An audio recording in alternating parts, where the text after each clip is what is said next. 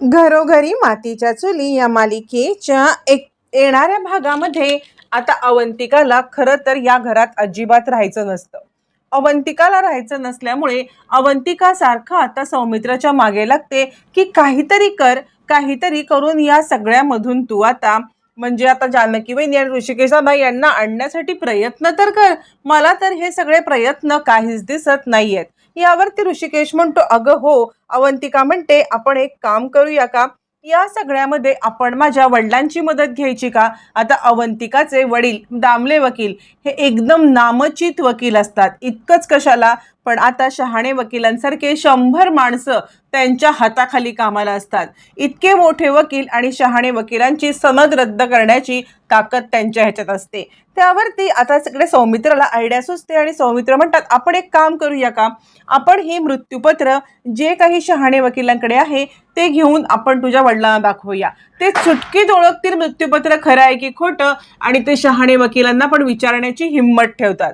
त्यामुळे मला असं वाटतं की या सगळ्यामध्ये तुझ्या बाबांना आपण बोलूया की तुम्ही शहाणे वकिलांच्या सोबत एकदा बोलून घ्या. अवंतिका म्हणते, ठीक आहे, ही गोष्ट मला पण पटते, कारण आपण दादा वहिनी यांच्या येण्यासाठी काहीच करत नाही आहोत ना.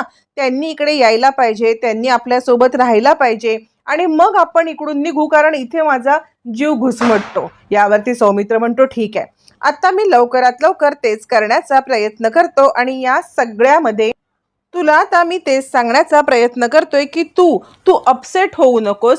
मी तुला बरोबर घरी घेऊन जाईन, कारण किती काही झालं ना तरी तू माझी जबाबदारी आहेस, आणि या सगळ्यामध्ये तुला घरी घेऊन जाण्याची जबाबदारी माझी. यावरती अवंतिका म्हणते, ठीक आहे, एक काम कर, तू डॅडांना कॉल कर. आपल्या हे आधीच लक्षात यायला हवं होतं. शहाणे वकिलांना तू भेटण्याचा प्रयत्न केलास, पण शहाणे काही आपल्याला भेटायला तयार नव्हते. हे बघितलंस ना तू की तुला शहाणे भेटायलाच तयार नाहीयेत. मग हे कसं काय. शहाणेंना या सगळ्यामध्ये आता मात्र आपण गाठायलाच पाहिजे, आणि त्यांचं जे काही म्हणणं आहे ना ते आपल्याला समजायला पाहिजे. असं म्हटल्यावरती इकडे आता सौमित्र म्हणतो, तुझं म्हणणं मला पूर्णपणे पटलेलं आहे. मी ताबडतोब या सगळ्यामध्ये तुझ्या बाबांना फोन करतो.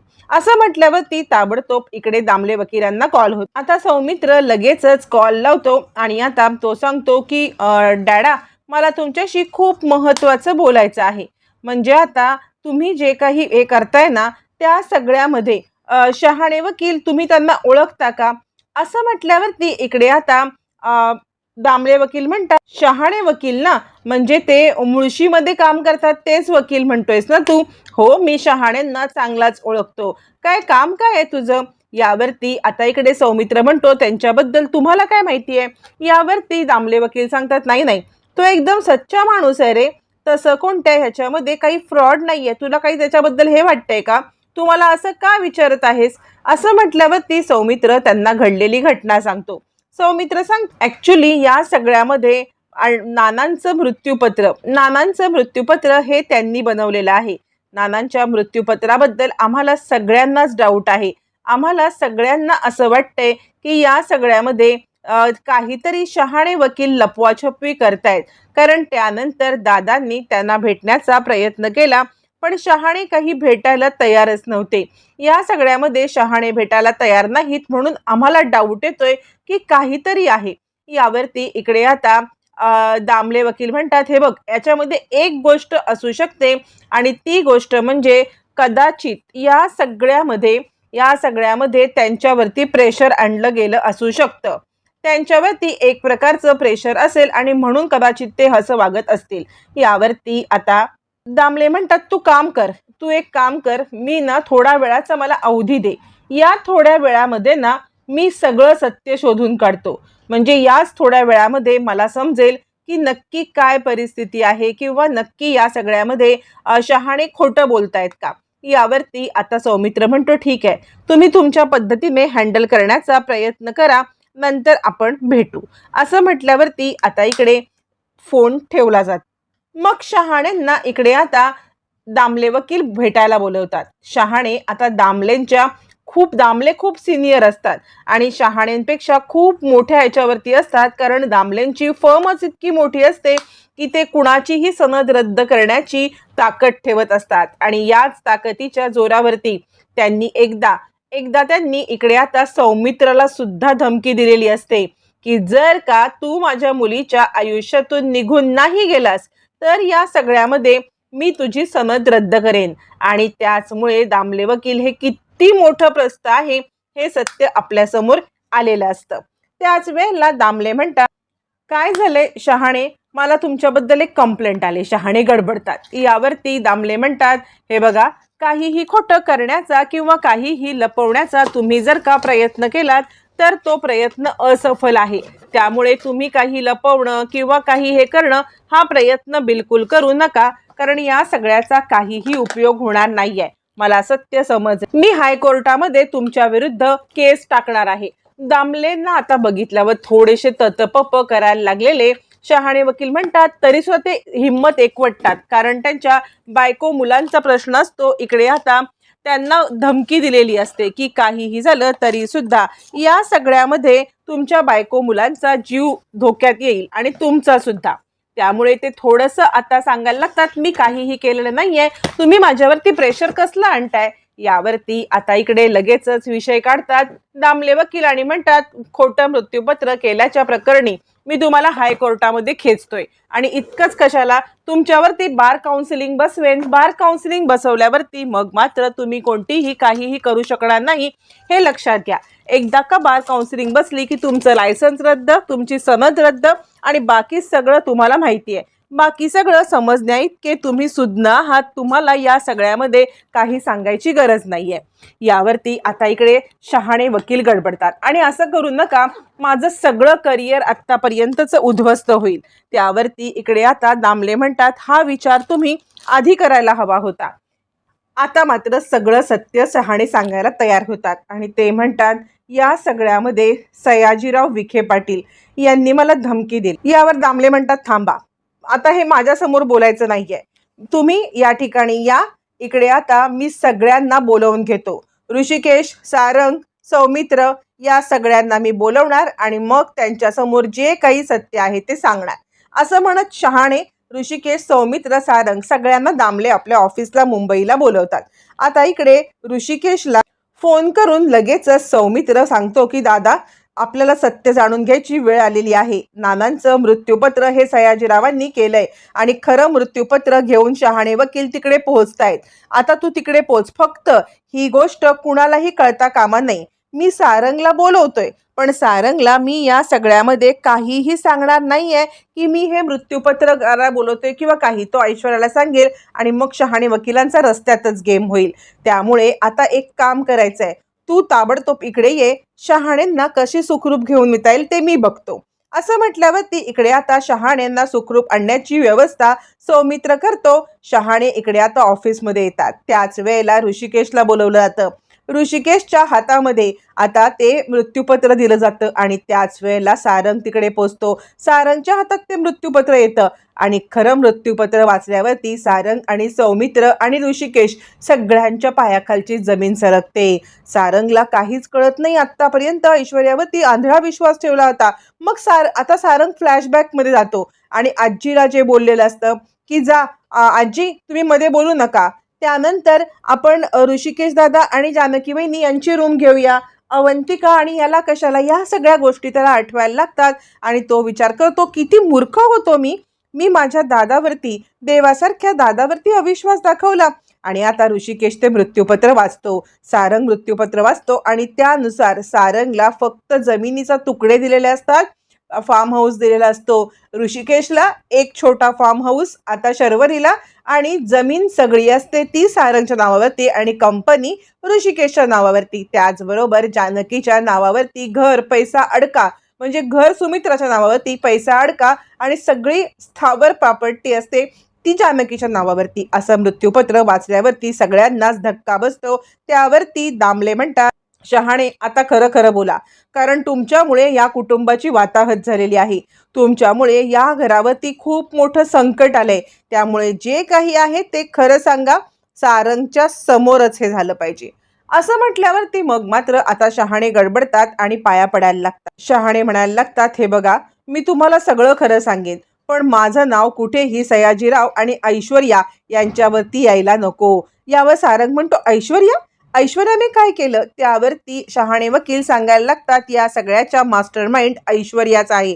म्हणजे नानांचं मृत्यूपत्र ओरिजिनल ओरिजिनल मृत्यूपत्र हे नानांच्या इथे होतं, पण तुमच्या बायकोने ते मृत्यूपत्र काढलं, ते सयाजीरावांकडे नेलं, त्या मृत्यूपत्रामध्ये चेंजेस केले. ऋषिकेश जानकीला देव्हारा होता, पण फक्त देव्हारा नव्हता, त्यासोबत कंपनी होती. हे सगळं त्यांनी आता या सगळ्यामध्ये हडप केलंय आणि फसवून हे सगळं घडवून आणलेलं आहे. असं म्हटल्यावरती सगळ्यांना धक्का बसतो. आता चिडलेला सारंग तिकडे शहाणे असतात त्यांच्यावरती धावून जातो. ऋषिकेश त्याला थांबवण्याचा प्रयत्न करतो. काय करतोयस तू सारंग?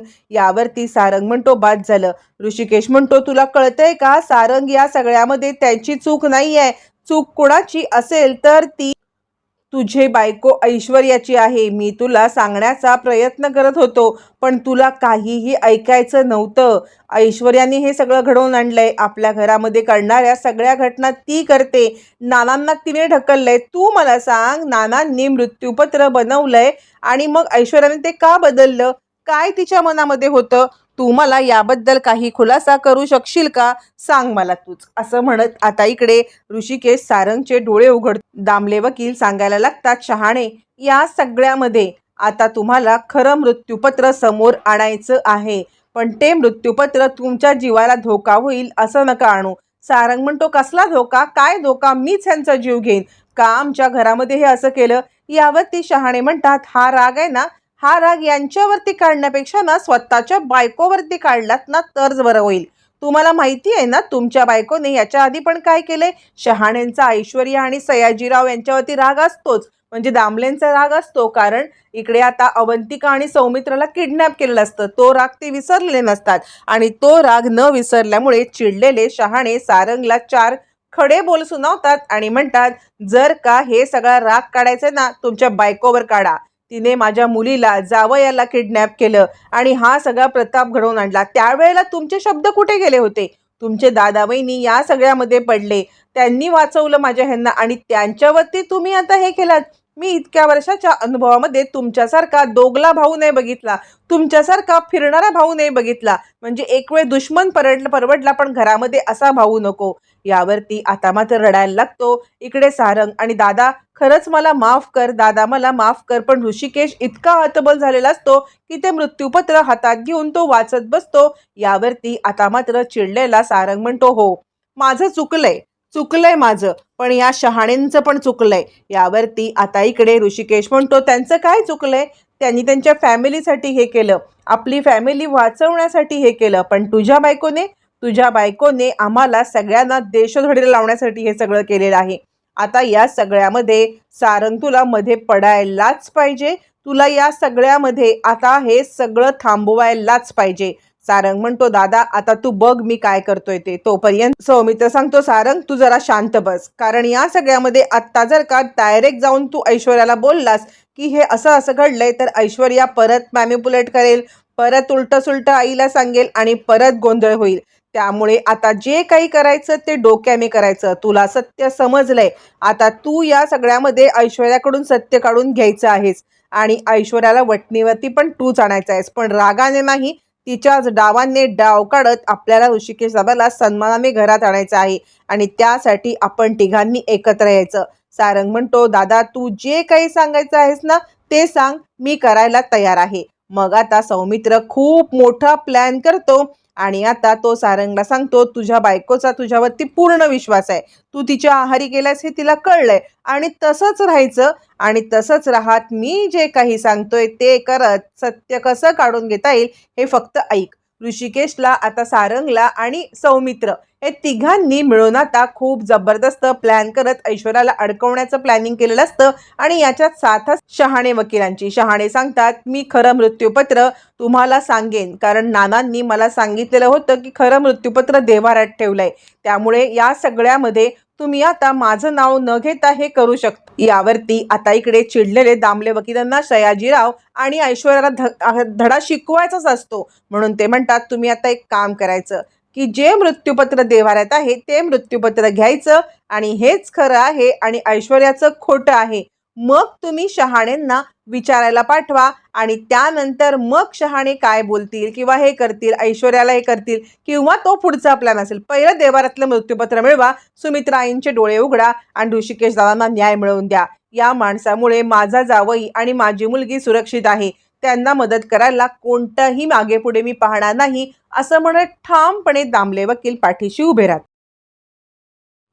आणि आता खऱ्या मृत्यूपत्राचा उलगडा झालाय. सौमित्रने खूप छान काम केलंय. सारंगला आपल्या बायकोवरचा 100% विश्वास उडालाय आणि तो ऋषिकेशच्या पाया पडायला लागलाय. दादा, खरंच मला माफ कर. मी चुकलो. तुझ्यासारख्या देव माणसावरती अविश्वास दाखवला. तो आता दामलेंचे आभार मानतो, शहाण्यांचे पण आभार मानतो आणि सौमित्रीला सांगतो, आता तू जे काही सांगशील त्याच पद्धतीने तसंच मी सगळं करणार. आता थांबायचं नाही. ऐश्वर्यासारख्या नालायक बाईला धडा शिकवल्याशिवाय मी गप्प बसणार नाही. आता सगळ्या गोष्टी जुळल्यात. देवारातलं मृत्यूपत्र घ्यायचं आहे, सुमित्राला दाखवायचं आहे. सुमित्राचे डोळे उघडत मग आता गनिमी कावा करत सयाजीराव आणि ऐश्वर्याला कोर्टात खेचायचं. या सगळ्या गोष्टी आता सुरळीत होणार का? हे सगळं आता सत्य हवे तसं समोर येणार की पुन्हा सयाजीराव आणि ऐश्वर्या नाटक करणार, हे मात्र येणाऱ्या भागातच कळणार.